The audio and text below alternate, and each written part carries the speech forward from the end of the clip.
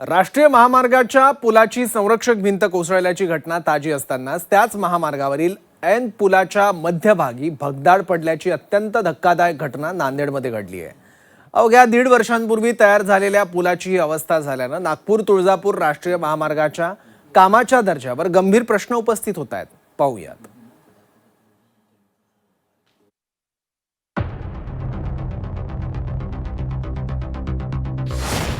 नांदेडमध्ये महामार्गाचा निकृष्ट दर्जा उघड। पुलाची भिंत कोसळल्यानंतर ऐन रस्त्यावर भगदाड।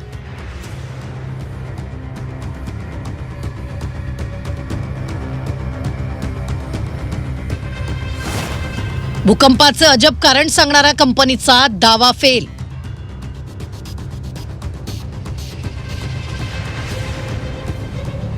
नागपूर तुळजापूर राष्ट्रीय महामार्ग 361 च्या कामाचे धिंदवडे निघाले।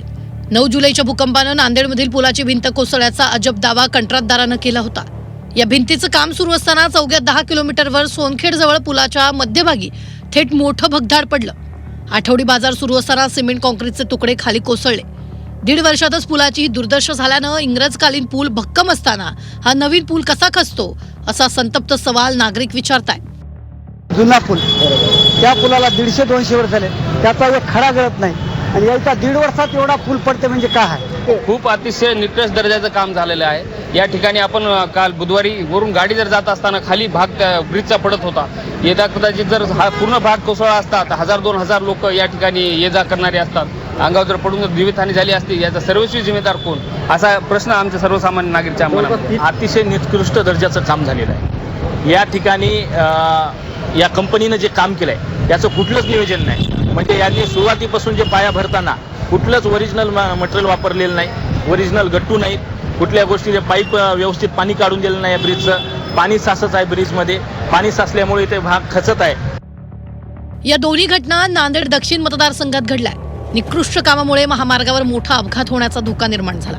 त्यामुळे या कामाची तात्काळ उच्चस्तरीय चौकशी करून दोषी अधिकारी आणि कंत्राटदारावर कठोर कारवाई करण्याची मागणी नांदेड दक्षिणचे आमदार आनंद बोंढारकर यांनी केली आहे।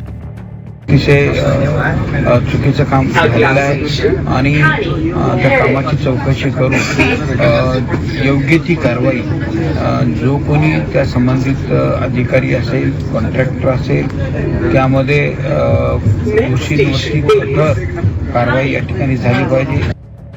संरक्षक भिंत कोसळला आणि रस्त्याला भगदाड पडण्यासोबतच या महामार्गाच्या भिंतींच्या इंटरलॉकिंगलाही ठिकठिकाणी मोठमोठे तडे गेले। सध्या कंत्राटदाराकडून घाईघाईत डागडुजी सुरू असली तरी प्रवाशांच्या सुरक्षेसाठी या संपूर्ण महामार्गाच्या दर्जाची निष्पक्ष आणि सखोल तपासणी होणं अत्यंत गरजेचं आहे। सतीश मोहिते, झी 24 तास, नांदेड।